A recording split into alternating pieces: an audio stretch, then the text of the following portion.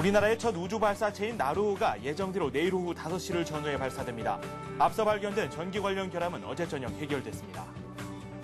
애플이 아이폰의 차세대 모델인 아이폰 4G를 공개했습니다. 우리나라에는 KT가 7월에 출시할 예정입니다.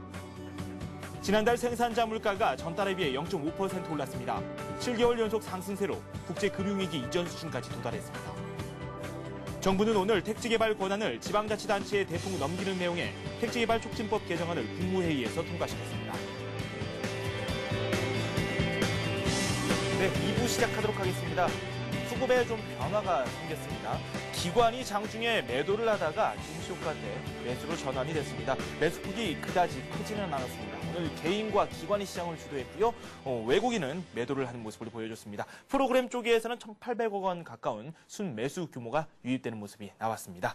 전체적인 시장 상황을 살펴보니까 코스피가 1,650선을 넘어섰고요. 코스닥은 490선에 걸치면서 마감이 됐습니다. 시황센터 연결해서 더욱더 자세한 소식 들어보도록 하겠습니다. 김보람 캐스터 연결합니다. 네, 시황센터입니다. 6월 8일 화요일장이 마감했는데요. 미국 증시, 유럽 증시 급락과 같은 대발 악재가 있었다는 걸 감안한다면 오늘 양시장 모두 괜찮은 흐름을 보여줬다라고 정리를 해볼 수가 있겠습니다. 코스피 마감 지수부터 확인해 보겠습니다. 오늘 코스피는 13포인트 오르면서 1651포인트에 출발했습니다. 하락으로 출발했던 코스피 지수 장중에 상승으로 흐름을 바꿨는데요. 11시 넘어서면서 기관 쪽에서 매도로 흐름을 바꿨지만 지수 상승에 큰 영향을 주진 않았습니다. 오늘 장에서는 개인이 지수 상승을 이끌었고요. 프로그램이 이에 떠받치는 상태가 나타났는데요. 수급 상황 자세하게 살펴보겠습니다. 개인이 1,800억 원 넘는 매수 물량을 내놨고요. 그리고 기관 쪽에서 장 후반 들어서 매수로 흐름을 바꿨습니다. 40억 원 정도의 소폭 매수 움직임 나타났습니다. 반면에 외국인은 오늘도 2천억 원이 넘는 매도 물량을 시장에 내놨습니다. 코스닥도 한번 살펴보겠습니다. 코스닥 사흘 만에 상승으로 흐름을 바꿨는데요. 오늘 7포인트 오르면서 490포인트에 마감했습니다. 오늘 출발은 484포인트에 출발했는데요. 개인의 매수세가 강하게 들어오면서 오늘 상승폭을 꾸준하게 늘렸습니다. 오전에 상승폭을 꾸준하게 늘리고 오후 들어서는 횡보의 움직임을 보여줬는데요. 490선을 중심으로 해서 등락 움직임을 보여주다가 490선 지지하면서 마감했습니다. 수급 상황도 자세하게 살펴보겠습니다. 개인이 292억 원 정도 매수했고요. 반면에 기관도 역시 오후 들어서 16억 원 매수로 흐름을 바꿨습니다. 외국인이 84억 원 정도 매도 움직임 나타났습니다. 외환시장도 한번 살펴보겠습니다. 오후 들어서 보합권을 중심으로 등락 움직임을 보이다가요. 오늘 2원 50전 내리면서 1233원 40전에 마감했는데요. 오늘 출발은 상승 출발했지만 하락으로 흐름을 바꿨다가 오후 들어서는 보합권 등락을 움직임을 보이다가 1233원 초반에서 30원대 초반에서 마감했습니다. 이어서 오늘 유가증권 시장 시총 상위 종목들은 어떤 움직임을 보였는지 살펴보겠습니다. 삼성전자가 오늘 약보합에 마감했습니다. 현대차가 2.9% 큰 폭으로 올랐고요. 금융주 오늘 강세에 두드러집니다. 신한지주가 1.9% 올랐습니다. 삼성생명은 오늘 닷새 만에 반등에 성공한 모습입니다. KB금융이 2.5% 앞서 신한지주와 마찬가지로 상승폭을 늘렸고요. 현대모비스가 1% 올랐습니다. 반면에 LG디스플레이는 오늘 4% 하락 움직임 나타났습니다. 코스닥 시장도 이어서 살펴보겠습니다. 서울반도체가 강보합에 마감했고요. SK브로드밴드가 4% 올랐습니다. 다음은 오늘 6.7% 오르면서 신고가 경신했습니다. 포스코ICT가 1.7%, SK컴퓨터 역시 11% 급등했는데요. 외국인과 기관 쌍끌이 매수세 들어오면서 오늘 큰 폭으로 올랐습니다. 이어서 오늘 특징 테마 업종도 한번 살펴보겠습니다. 업종 지수로 봤을 때요. 전업종, 전기전자 업종을 제외한 전업종이 선전하고 있는 가운데 건설주들의 상승폭이 두드러졌는데요. 그동안 낙폭이 과다했기 때문에 저가 매수세가 유입되면서 기관을 중심으로 집중 매수세가 들어왔습니다. 현대건설이 4.9% 올랐고요. GS건설과 현대산업 역시 4%대 상승 움직임, 대림산업은 밸류에이션 매력이 부각되면서 오늘 8% 급등하는 모습이었습니다. 또 한 가지 오늘 스마트폰 관련주들도 살펴봐야겠죠. 삼성의 갤럭시 S 그리고 애플의 아이폰 4G 양대 경쟁 구도에 돌입되면서 그 사이에서 스마트폰 관련주들이 반응했습니다. 삼성 SDI는 반면에 어제 신고가 경신, 오늘까지 신고가 경신하면서 급등에 대한 부담에 오늘은 잠시 1% 하락하는 움직임 보여줬고요. 반면에 스마트폰 부품 관련주들은 상승 움직임을 꾸준히 유지했습니다. 삼성전기가 1.7%, 인터플렉스 역시 1.5% 올랐습니다. 또 한 가지 오늘 살펴볼 종목들이 있습니다. 우주항공주들인데요. 나로호 발사를 내일 앞두고 오늘은 주춤하는 모습 모습이었습니다. 세트레가이가 6% 하락했고요. 한양ENG 역시 8% 큰 폭으로 내렸습니다. 한양디지텍 역시 7% 급락하는 움직임 나타냈습니다. 마지막으로 오늘 3D 관련주들도 보겠습니다. 월드컵을 앞두고 있고요. 3D 시장 성장 기대감에 대한 분석이 잇따라 나오면서 3D TV 관련주들이 올랐습니다. TLI가 8.7% 큰 폭으로 올랐고요. 아인스엠에는 역시 10% 올랐습니다. KDC 역시 6% 오르면서 3D 관련주들이 오늘 강세 움직임 보였습니다. 오늘 전반적으로 지수의 움직임보다는 종목들의 움직임이 더 강한 움직임을 보여줬는데요. 오늘 라스트 상황 전략 끝까지 함께 하시면서요. 다음 장 전략도 대비하시기 바랍니다. 지금까지 마감 시황이었습니다. 네, 코스피 코스닥 나란히 상승하면서 마감이 됐습니다. 오늘 스마트폰 관련주들이 급등하는 모습을 보여줬고요. 몇몇 테마 종목들도 득세를 하는 움직임이 나왔습니다. 시장 비교적 안정적으로 진행이 됐는데 더욱더 자세한 소식 한번 알아보도록 하겠습니다. 동양종금증권 원상필 연구원 연결되어 있습니다. 안녕하십니까? 네, 안녕하십니까? 네, 미국과 유럽에 비해서는 상당히 고무적인 움직임을 보여줬습니다. 오늘 장 특징부터 정리해 보도록 할까요? 네, 말씀하신 것처럼 글로벌 증시 하락에도 불구하고 오늘 국내 증시 상당히 선전하는 모습이 나타났습니다. 특히 이제 외국인들이 2천억 정도 순매도했음에도 불구하고 지수가 오전장 개장초를 저점으로 해서 장중에 꾸준히 반등했다는 데 의미를 둘 수 있는데요. 크게 봤을 때 이제 이번에 헝가리까지 번진 이 유럽발 재정 위기가 단기적으로 이 현 국면에서 추가적으로 악화되지는 않을 것이다라는 이런 불안감 완화가 일단 투자 심리 개선으로 이어졌고요. 크게 봤을 때 코스피 지수 기준으로 1,600포인트부터는 밸류에이션 매력이 적극적으로 부각될 수 있는 부분이다. 따라서 낙폭가됐다는 이 저가 매수의 유입도 상당히 좀 힘을 발휘한 그런 모습이었습니다. 특히 이제 이번 주 목요일 날 6월 선물 옵션 동시 만기가 이제 맞게 되는데요. 현재 순차익장과 역사적인 바닥권에 위치해 있습니다. 따라서 이번 선물 옵션 만기에는 대규모 차익 매수가 유입될 수 있다는 이런 기대감도 오늘 증시 반등에 일조한 것으로 판단됩니다.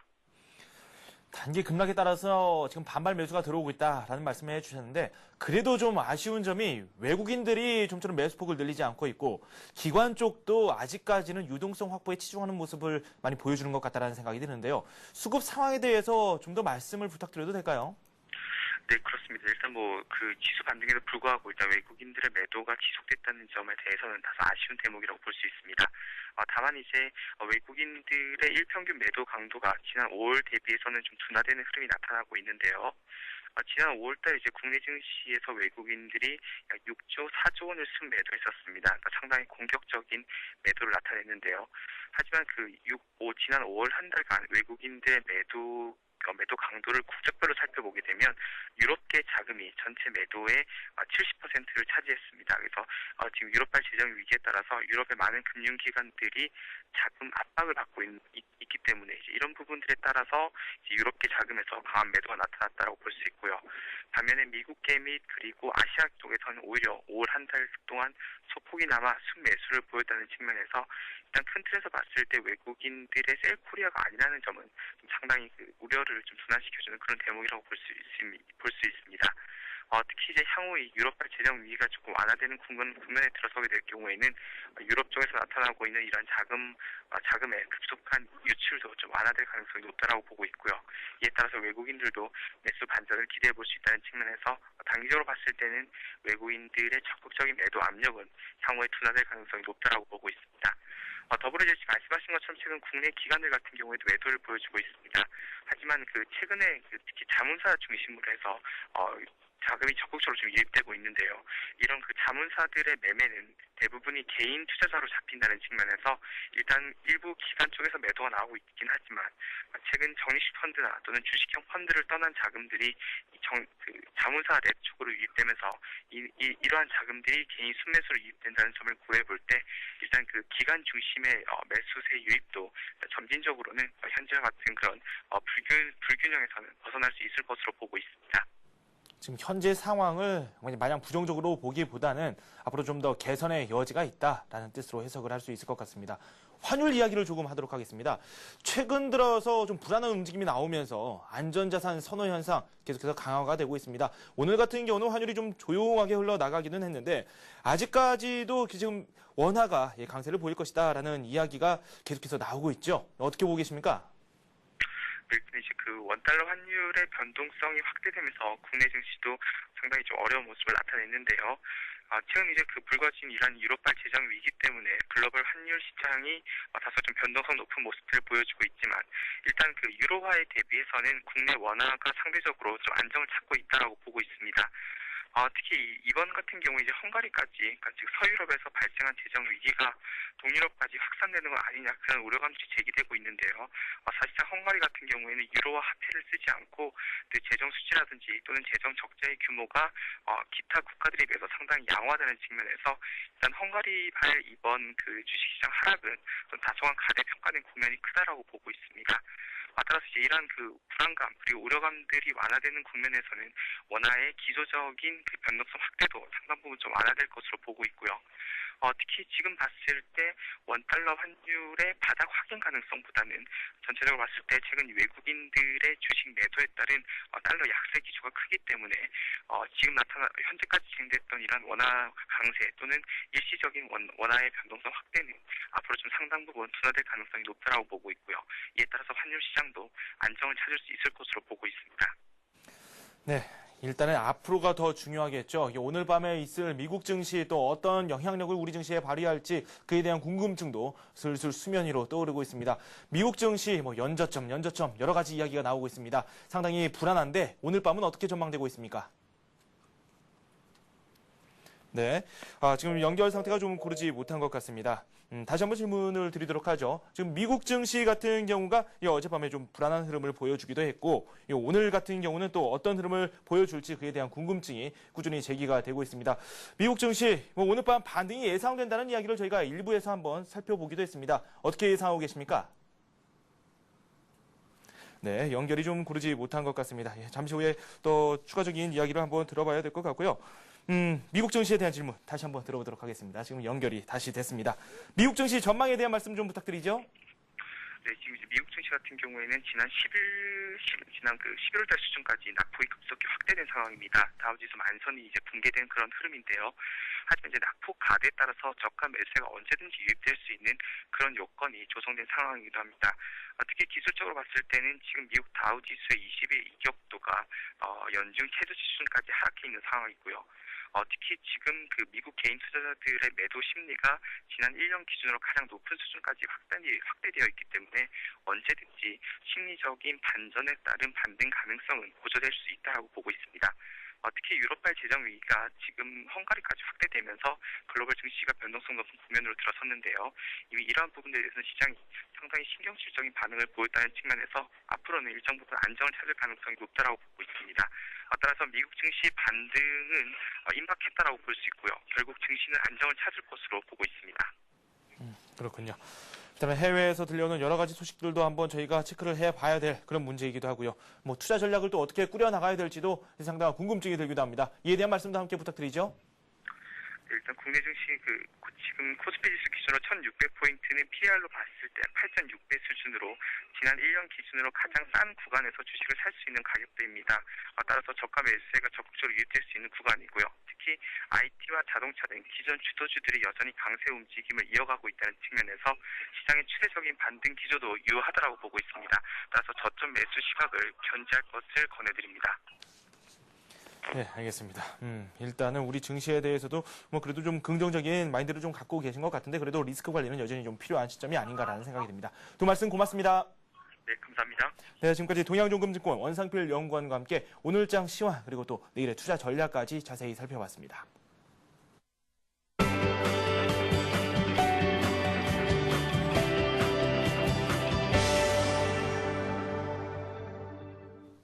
이 시각 주요 뉴스입니다. 우리나라의 첫 우주 발사체인 나로호가 예정대로 내일 오후 5시를 전후에 발사됩니다. 교육과학기술부와 한국항공우주연구원은 오늘 나로호의 발사 하루 전 리허설을 당초 일정대로 진행할 예정이라고 밝혔습니다. 나로호는 앞서 일부 전기 신호가 불안정해 기립이 지연됐으나 어제 저녁 문제점을 해소했습니다. 정부는 나로호 발사 리허설이 순조롭게 진행되면 내일 오전 나로호 관리위원회를 거쳐 오후 1시 30분께 발사를 최종 결정하고 예정 시각을 발표할 예정입니다. 애플이 아이폰의 차세대 모델인 아이폰 4G를 공개했습니다. 아이폰 4G는 오는 24일부터 미국 등 5개국에서 우선 판매되고 우리나라에는 KT가 7월에 출시할 예정입니다. 아이폰 4G는 기존 아이폰보다 4배 이상 선명한 화질의 멀티미디어 기능을 강화했으며 영상통화 서비스를 새로 장착했습니다. 아이폰 4G는 카메라 화질도 500만 화소로 업그레이드했으며 아이패드에서 처음 도입된 전자책 서비스인 아이북스를 채용하고 있습니다. 삼성전자도 오늘 아이폰에 대항할 안드로이드 기반의 스마트폰 갤럭시 S를 출시하고 본격적인 경쟁에 나섭니다. 생산자 물가가 7개월 연속 상승해 물가지수가 국제금융위기 이전 수준으로 올랐습니다. 한국은행은 지난 5월 생산자 물가가 한 달 전보다 0.5% 상승했다고 밝혔습니다. 생산자 물가는 지난해 11월부터 매달 올랐습니다. 상승률을 반영한 생산 물가지수는 115.2로 글로벌 금융위기가 터지기 이전인 2008년 8월과 같은 수준을 보였습니다. 품목별로는 농림수산품 물가는 내림세로 돌아섰으나 공산품과 서비스는 오름세를 보였습니다. 한은은 국제 원자재 값의 상승의 영향으로 석유, 화학제품 등 공산품의 생산자 물가가 올랐다고 설명했습니다. 정부는 오늘 택지개발 권한을 지방자치단체에 대폭 넘기는 내용의 택지개발 촉진법 개정안을 국무회의에 통과시켰습니다. 지금까지는 지자체가 20만 제곱미터 미만의 택지지구 지정과 개발계획 변경 등의 권한만 가졌지만 앞으로는 이런 제한이 없어집니다. 이에 따라 택지지구 지정이 쉬워지고 건수도 늘어날 것으로 보입니다. 국무회의는 또 7월부터 소주와 맥주, 막걸리 등 술 원료의 원산지를 의무적으로 표시하도록 하는 주세법 개정안도 의결했습니다. 아울러 이달 말부터 장애인 전용 주차구역 규정을 위반할 경우 10만 원의 과태료가 부과됩니다. 증권금융 뉴스입니다. KTB투자증권은 내년도 코스피 지수가 2,500선까지 오를 것으로 전망했습니다. KTB투자증권은 내년까지 기업들이 대규모 이익 창출을 지속하면서 국내 증시의 밸류에이션이 크게 높아질 전망이라며 올 연말과 내년도 지수가 각각 1,950과 2,500포인트까지 오를 것이라고 예상했습니다. 메릴 린치가 우리나라 증시에 대한 투자 의견을 비중 축소해서 중립으로 상향 조정했습니다. 메릴 린치는 최근 보고서에서 한국에 대해 채권이 더 이상 주식에 비해 싸지 않다면서 이익 하락 우려가 있지만 원화 가치가 현재 싸다고 투자를 권고했습니다. 대한생명은 보험심사 전문 시스템을 개발해 오늘부터 가동에 들어갔다고 밝혔습니다. 대한생명의 새 시스템은 고객이 보험금 지급을 요청하면 회사 내부 자료는 물론 보험개발원과 보험협회 등이 보유한 방대한 정보를 활용해 보험금 지급 여부를 판단하는 프로그램입니다. 국민은행은 고객이 더 편리하게 인터넷 뱅킹을 이용할 수 있도록 하기 위해 홈페이지를 개편했다고 밝혔습니다. 국민은행은 주요 메뉴를 아이콘화해 화면을 단순하게 했으며 홈페이지 접속도 더 빨라졌다고 설명했습니다. 네, 우리 증시가 상승 속에 마감이 됐습니다. 아시아 전체적으로 살펴봤을 때에도 이런 장세에 동참하려는 움직임이 나오고 있습니다. 일본 증시가 어제 좀 많이 하락했었는데 3% 넘게 밀리기도 했었죠.